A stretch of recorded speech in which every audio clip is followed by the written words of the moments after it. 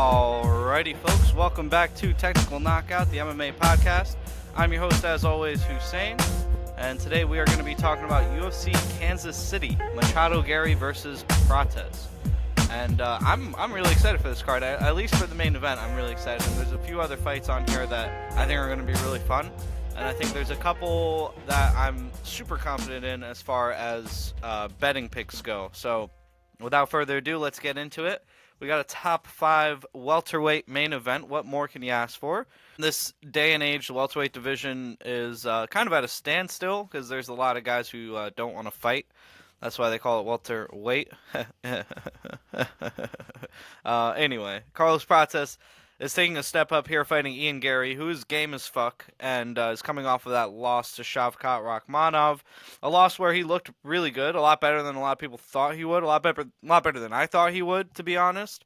But one where we saw more and more of Ian Garry's flaws in the octagon. And although the matchup is much different here against Carlos Prates, I do think that Prates is going to get it done here. And I'll tell you why in a second, you know? So, I mean, obviously, you guys are familiar. I hope you're familiar with Ian Garry. He's a tall, lanky southpaw, talks a lot of shit, throws good straight punches, decent game planner to boot. But in the last few years, it seems like that game planning has kind of sort of gone out the window a little bit. I think since he's went to Killcliff FC with Henry Hooft, you know, those guys are kind of notorious for being, you know, meathead brawlers. And that's certainly not Gary's style. But there was some bad decision-making in that Shavkat fight, and we've seen it a couple times now that he's been able to get to a rear naked choke and not finish it, which is kind of crazy considering it's like, you know, one of the most basic submissions in jiu-jitsu and MMA. But, you know, Garry was not able to put his hands in the right position to finish Shavkat with it, and he got MVP in the same position and was not able to finish it. So I have no faith in his grappling game, or at least in his submission game right now. But that's not really going to be a factor here because I believe that we're going to get a full-on striking affair here.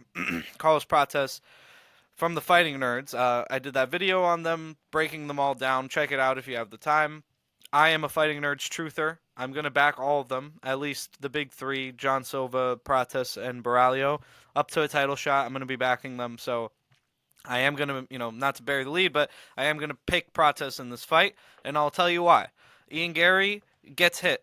It's not like he's, you know, Stephen Thompson or, I don't know, any of these other, like, super elusive guys, Dominic Cruz, where it's very hard to hit him. He does get hit. The thing is, he does have a really good chin, and he's usually pretty good at rolling away from the punches and being pretty defensively minded, honestly.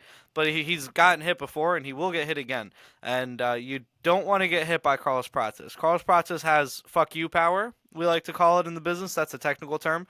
Me and one of my friends, Marcelo, we equate him to the welterweight Alex Pereira, and that's really what it feels like. You know, this guy's throwing these punches. They don't look like huge exertion. It's not like Johnny Hendricks where he's running into overhands, or like, I don't know, any of these other, like Roy Nelson, where he's like throwing these huge swinging punches. No, Prates is landing short hooks, and people are going to sleep. And landing hooks off balance, landing, you know, straight shots on the side, glancing off the dome of Neil Magny and absolutely slumping him. Like, this guy has serious fuck you power. And Ian Garry, again, gets hit sometimes. And I just can't trust anybody's chin to hold up against this guy Prates, man. He is a motherfucker for sure. So I'm going to take Prates here. And I think he's going to get it done by knockout, as I've alluded to. And I think it's going to be under 2.5 rounds, honestly. I could see it happening in the first 2 frames. Garry is a great fighter. He really is. I just feel like there's a certain point where skills and you know, smarts and that kind of stuff, IQ, get washed out by athleticism and power. There's a point for that on the opposite end, of course, but I don't think that Garry is smarter and more skilled than Prates is powerful and can pick his shot. So I'm taking Prates here. And yeah, I mean, I would like to see this fight kind of play out a little bit. I think if it does play out a little bit, I think it would be better for Garry. Prates is a chain smoker. He smokes like 13 cigs a day, I think he said. So maybe his cardio is not great. We haven't seen it, not in the UFC. He's been finished before, he's been stopped before, he's lost fights before, but those were all a long time ago. And since he got in the UFC, he hasn't lost, and he's been knocking everybody out. So yeah, I mean it's pretty intense. So I'm gonna take Carlos Prates here, and I think he gets it done. I think he shoots his way up the rankings and puts himself in a top 5 spot after this fight. Maybe get another fight in, and then gets the title shot. I'd like to see him fight somebody like Buckley. I think that would be sick. If not, maybe one of the old guard, a Kamaru Usman or something. But first, obviously, he has to get past Ian Gary, and I think he will. I think he'll stop him. So give me Prates by knockout under 2.5 rounds. Next, you have Anthony Smith. Woof. 2025 Anthony Smith, and he's taking on Zhang Mingyang, this massive Chinese prospect who's really big and hits really hard. And yeah, it's not looking good for your boy Anthony Smith, honestly. I mean, he's a huge underdog coming in here, and he's been a guy who in underdog spots will upset a young, inexperienced fighter. Zhang Mingyang, I think, definitely fits that bill of an inexperienced fighter who can fall into a guillotine or can get stopped by the submission or something like that by Anthony Smith. He has been finished in the first round by submission before. If you guys are going to bet on Anthony Smith, I highly recommend you do it by first round submission or just by submission in general. He does have a really good jiu-jitsu game. I actually really love Anthony Smith's jiu-jitsu game. It's very methodical. It's very step-by-step process, and he never, overexerts himself or puts himself out of position on the ground. I really appreciate that, at least on the top game. But Zhang Mingyang is a big motherfucker, and he hits really hard. And Anthony Smith has had a lot of trouble in terms of being able to take a punch in these last few years, in terms of even wanting to be in the fight, in the case of the Dominic Reyes fight. So I can't trust somebody at that stage of their career to be consistent. And in terms of betting perspective, it just really feels like, oh, it's a dog walk here. And I think Zhang Mingyang is going to knock him out viciously in the first round. I would bet on it. I think if you want to play it safe, just go under 1.5 because there is a chance that Smith can pull the upset here. It's not impossible. And if he does, I think it would be in the first, 1.5 rounds. I think you'll find a submission or something like that if Zhang Mingyang is a little reckless. But I think more often than not, Zhang Mingyang gets this done, and I think he knocks him out pretty bad and retires Anthony Smith. But Anthony Smith said that this is going to be his last fight before retirement, so you could take that one of two ways. You could take it as maybe he's going to go out in his sword and he's going to go crazy in this fight and get a victory, or maybe he's going to be gun-shy and thinking about the horizon that he sees and it's not going to be good for you. You can't. This is not a game where you want to be. MMA is not a sport where you want to be 1 foot in, 1 foot out. Maybe I will, maybe I won't. No, you have to commit like fully, or you'll get knocked the fuck out. And the circumstances are drastic. You know what I mean? There's dire circumstances, dire repercussions if you don't take this sport seriously and if you're not fully 100% invested in it. And I worry that somebody who is contemplating retirement or even outright stating retirement before the fight is going to run into that problem. So in that reasoning, I think it's safe to pick Zhang Mingyang first round submission or first round knockout or just by knockout under 1.5 rounds. Yeah, that's where I'll go with that for sure. Next, you have Giga Chikadze versus David Onama in a battle of who's going to get tired first. David Onama actually has improved his cardio a bit in these last few years, and he's improved a lot in the last few years in general. Giga Chikadze has been a bit inactive, and although he is number one fighter on Twitter, he hasn't really been showing up in the octagon that much recently. They beat Alex Caceres and they lost to Arnold Allen. Before that, he lost to Calvin Kattar. So it's been kind of a one fight a year thing for him for a few years now. Since 2021, and he's getting old, man. He's like 36, right? I think. And he's fighting David Onama, who young, hungry contender, prospect, whatever you want to call him. He's had a setback already. He's already lost to Nate the Train Landwehr, I believe. And I think he learned a lot from that loss in terms of how to pace himself and how to approach this fight game with a little bit more mental acuity rather than just raw physical prowess. And I think that's going to pay him dividends here. I think he's going to beat Giga Chikadze's ass.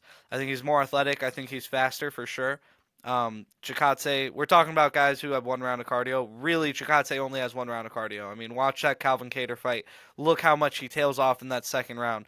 Watch the Arnold Allen fight. Look how much he tails off in that second round. If he's not able to fight at his pace and, be in control the whole fight, he'll get tired. And that's really not something you want to do at this level of the sport. David Onama, I think, like I said, he's been improving a lot, and he's been the more active fighter. And I really think that activity and momentum have a lot to do with the sport. So I'm taking Onama here. I think he's going to get it done, and probably by like decision, maybe a late finish. But Chikadze is really tough, so I think it'll be hard to get him out of there. So I would take Onama money line if anything, or maybe over 1.5. But I think it's a great fight either way. I'm excited for it. Maybe not the best fight to bet on, but a really fun fight regardless. Next, you have a spot that I'm very confident in. You have Michel Pereira versus Abus Magomedov. Abus Magomedov, you guys probably remember him from getting beat the fuck up by Sean Strickland. He beat Bruno Ferreira and Warley Alves. Man, that Bruno Ferreira fight was crazy. I remember that. It was like blood and guts war, life and death. And Ferreira lost because he made some really bad decisions and got really tired. And Abus, his cardio has always been his shortcoming, but he's improved that in the last couple of years, so you have to give credit where it's due.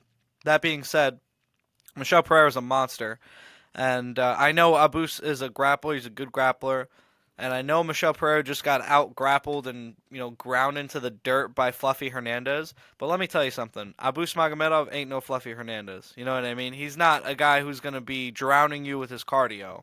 That's not his style. He's a front runner. And Michel Pereira is also a front runner. But Michel Pereira is infinitely more explosive than Abus. And he's going to hurt him. He's going to hurt him bad. Early, I think. To the body, I think, too.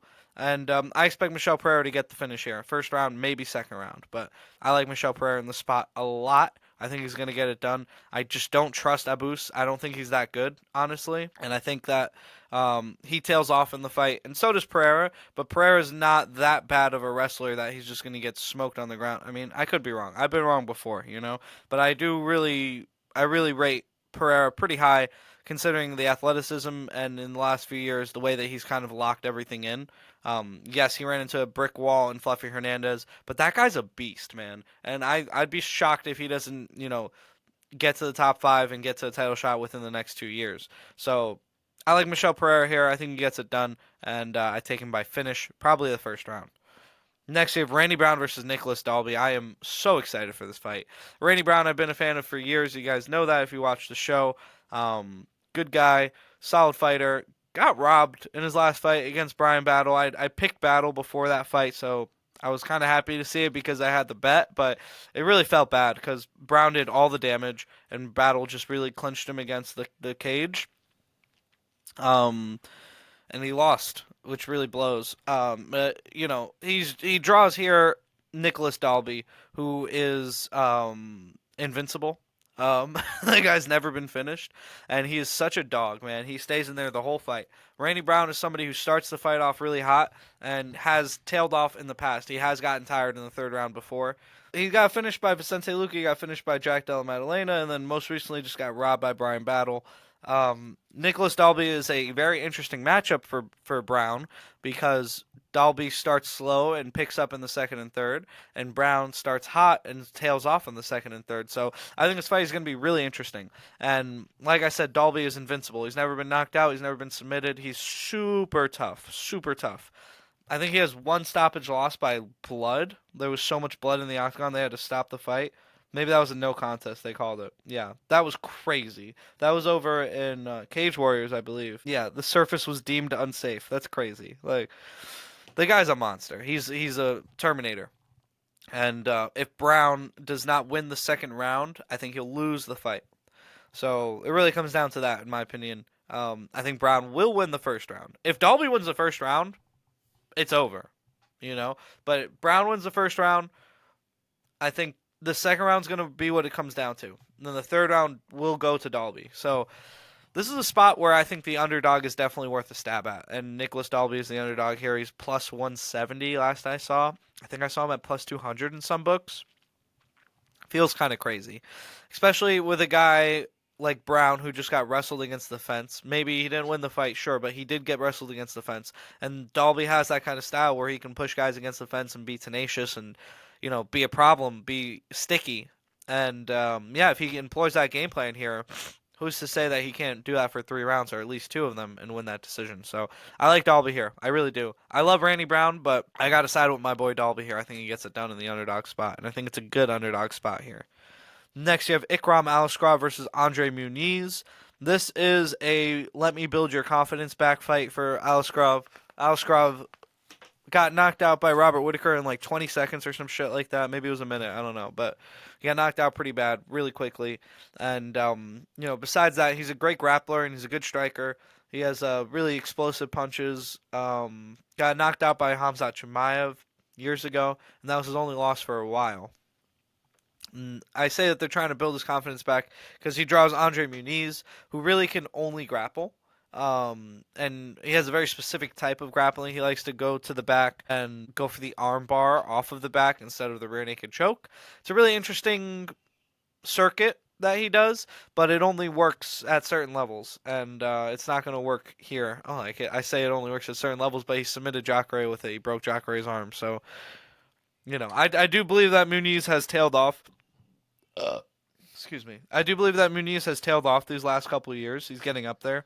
Um, he did get knocked out by Paul Craig. That sucks. That's crazy. That's damning evidence right there. And that Jin Young Park fight, I thought that Park did enough to win, but they gave the decision to Muniz. Either way, regardless of that, Aliskerov has the finishing power. He has the explosiveness. He's the better fighter, in my opinion, as in terms of skill set. I don't think it's controversial to say he gets this one done, and probably by finish. So give me Aliskerov first or second round. I think that's a good bet here. He's minus 600, which is crazy, but I think he gets it done. All right, and next we have a flyweight fight to start or to finish the prelims, I should say. And that's Matt Schnell versus Jimmy Flick. This fight's a trap. This is a trap because both of these guys. We were just talking about Anthony Smith teasing retirement or talking about retiring after this fight, and Matt Schnell did retire after his last fight, and now he's back. Jimmy Flick also retired and came back. Again, I don't want to sound like a broken record, but this is not the kind of sport where you want to be 1 foot in, 1 foot out. Maybe I will, maybe I won't. Jimmy Flick has had a couple fights since he came back from retirement. Matt Schnell, this is his first fight back from retirement.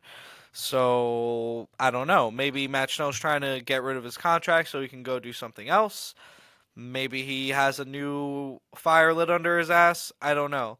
Stylistically, this is a fun fight because Matt Schnell is a glass cannon, and he has decent grappling. And Jimmy Flick, not a great striker by any means, but really dazzling grappling skills. So if this fight goes to the ground, it's going to be awesome. I really hope it does because for both of their brain's sake, because both of these guys have been knocked out bad before, I hope that this fight is a grappling fest, and I hope it's a scramble fest, and I think it would be really fun to see. And regardless of all that, if we're talking about mentality, if we're talking about betting odds, they have Jimmy Flick as a big underdog here. I understand, but again, Schnell 1 foot in, 1 foot out. You don't want to back somebody like that. You want somebody who's going to fight for your money. I think this is a dog or pass situation. I would probably pass, but if you are going to bet on this fight, I think taking Jimmy Flick in the underdog spot, considering that he's a great grappler, considering that Schnell is, just retired, his head might not be in it. I think Flick can take advantage of that, and yeah, I think it's going to be a fun fight. But I probably wouldn't bet on it, honestly. It's a trap, like I said. Next, you have Evan Elder versus Gouge Young. I know Evan Elder. He fought Nazim, and that was a good fight. But I'm not familiar with Gouge Young, so I'll just move past that one. Chris Gutierrez versus John Castaneda. They made this fight a third time, I believe. This is like the poor man's Khabib versus Tony. Again, I like Gutierrez in the fight. I think he's the cleaner fighter. We broke this fight down like 3 times already, so I'm a little over it, but I think Gutierrez is the cleaner fighter. I think he can land the leg kicks, move, use the distance, use the jab, and kind of curtail the aggressive John Castaneda, who's a little bit of a ball of energy. If Gutierrez got old overnight, Castaneda should be able to get him out of there, but I don't really see that happening, and I like Gutierrez in the spot. Next, you have Damon Blackshear versus Alatong Lee. I swore this fight happened already, but I think Damon Blackshear beat up a different Mongolian dude or something. I don't know. Maybe I'm tripping. But I think he'll get it done. Damon Blackshear, solid fighter. In that last fight against Cody Gibson, he showed a lot of improvements, which I was really happy to see. He's a slow starter, and then we'll pick up as the fight goes on. But that first round is really scary for him. Altong Haley is a power puncher, so on paper you could be like maybe he'll get it done. But I just don't think his technique is up to the level of Blackshear. I think Blackshear should get this done. I like Blackshear here by finish, and odds have him at like minus 400, so it seems like they're in agreement. Next, you have Malcolm Wellmaker versus Cameron Saaiman. You want to talk about a fall from grace for Cameron Saaiman by way of Peyton Talbot's knee and C-Rod's wrestling. It seems like the win has completely been taken out of the sails of Saaiman. Saaiman is South African. He trains with DDP, Dricus du Plessis, the middleweight champion. Yeah, I mean, I don't know this Wellmaker guy, but it seems like the win is completely outside of the sails of Saaiman. If he's still got it, he should be able to get this done based on experience. But again, this is a trap. I'd stay away, and it's a pick'em too, so you don't really have much value on either side. Next, you have Jacqueline Amorim versus Polyana Viana. I think Viana can get this done. I think she can get it done. She sucks, but I think she can get it done. Amorim sucks too. Both of these women suck. So, fuck them. Timothy Kwamba versus Roberto Romero. Roberto Romero, that's the guy that fought David Onama, I think. And it was at the Sphere, and it was like a really good fight, really good show of heart from Romero. Let me just make sure that that's correct. Yeah, he fought Onama at the Sphere. That was awesome, dude. That was sick. That was really dope. And I like him, and I hope he gets it done. I don't know Timothy Kwamba well, but I hope Romero gets it done. I haven't seen the odds, but I'm going to be rooting for him for sure. And then you have Chelsea Chandler versus Jocelyn Edwards. And this is an easy fight for me to predict. I think Jocelyn Edwards is a better fighter than Chelsea Chandler. Both of them, their grappling is their strong suit, but Jocelyn Edwards has a good striking game.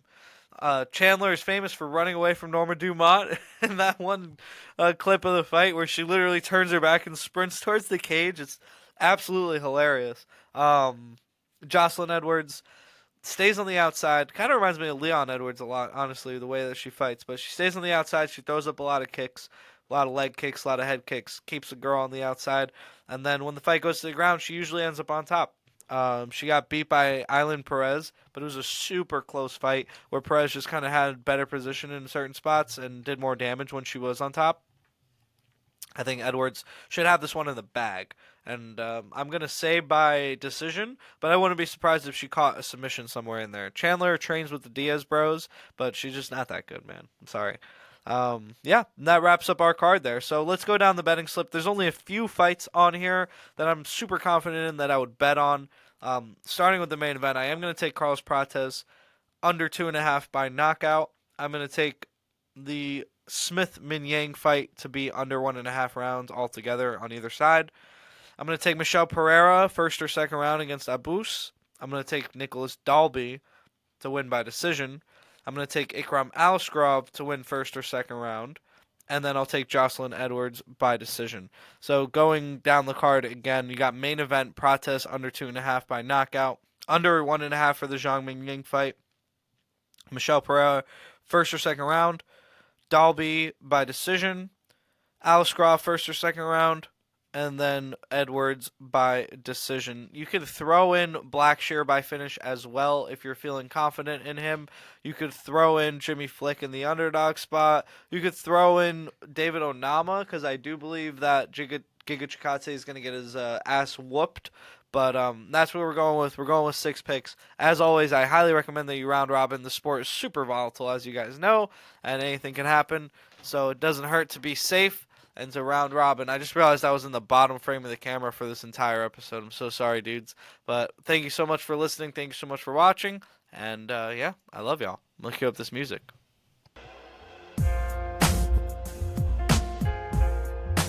That's all. Thank you so much.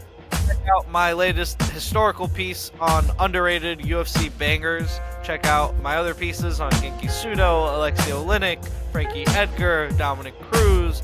I've got so many, and I've got more coming out for you, and I love you guys, and I hope you all have a beautiful day. Thank you so much. Peace out.